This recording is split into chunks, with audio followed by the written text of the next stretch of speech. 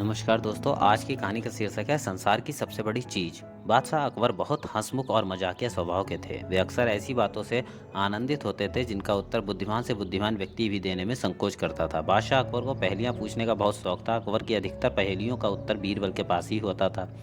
सही अर्थों में बीरबल के पास ही बादशाह अकबर की पहेलियों के उत्तर होते थे। इसीलिए बादशाह अकबर उनसे प्रसन्न रहते थे और अन्य दरबारी बीरबल से जलते थे। एक दिन बीरबल दरबार में अनुपस्थित थे। ऐसे अनुकूल समय में सभी दरबारी बीरबल के खिलाफ बादशाह अकबर को भड़का रहे थे, उनकी निंदा कर रहे थे। बादशाह अकबर को बीरबल की निंदा उचित नहीं लग रही थी, क्योंकि वे बीरबल से स्नेह करते थे। अतः बादशाह ने अपने दरबारियों से कहा, तुम सभी बेवजह बीरबल की निंदा कर रहे हो। वास्तव में बीरबल तुम सभी उपस्थित दरबारियों से काफी चतुर और बुद्धिमान है।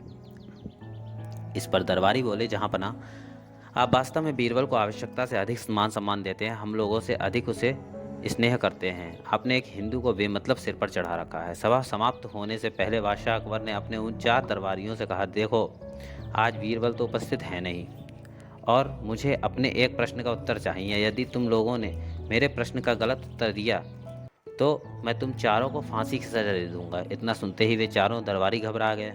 उनमें से एक दरबारी ने हिम्मत करके कहा, प्रश्न बताइए बादशाह सलामत।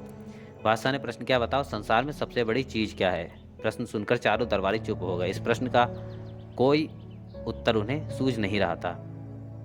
थोड़ी देर बाद एक ने कहा, खुदा की खुदाई सबसे बड़ी चीज है। दूसरे ने कहा, बादशाह सलामत की सल्तनत सबसे बड़ी है। उनके अटपटे उत्तर सुनकर बादशाह ने कहा, भली भांति सोच समझकर उत्तर दो, वरना मैं पहले ही कह चुका हूं कि तुम लोगों को फांसी पर चढ़वा दिया जाएगा। तीसरे दरबारी ने डरते हुए कहा, बादशाह सलामत हमें कुछ दिनों का समय दिया जाए।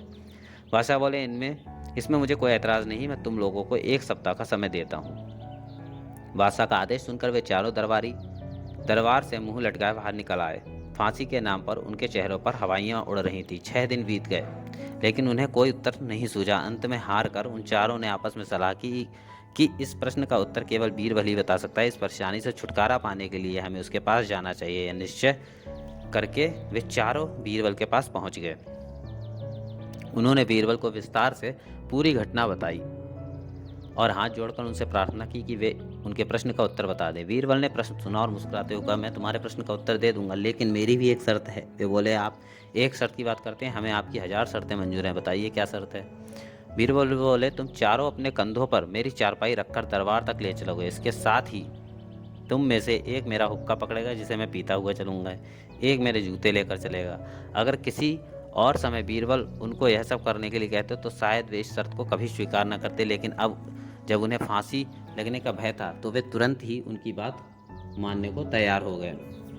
उन्होंने वैसा ही किया जैसा बीरबल ने कहा। वे चारों अपने कंधों पर बीरबल की चारपाई उठाए, उनका हुक्का और जूते दरबार की ओर लेकर चल दिए। बीरबल मजे से हुक्का पीता हुआ चला जा रहा था। रास्ते में लोग आश्चर्य से इस अजीब दृश्य को देख रहे थे। उन्होंने जाकर बीरबल की चारपाई को दरबार के बीच रख दिया। बीरबल ने चारपाई से उतरकर कहा, बादशाह सलामत, आपको अपने प्रश्न का उत्तर मिल गया होगा। संसार में सबसे बड़ी चीज है गर्ज।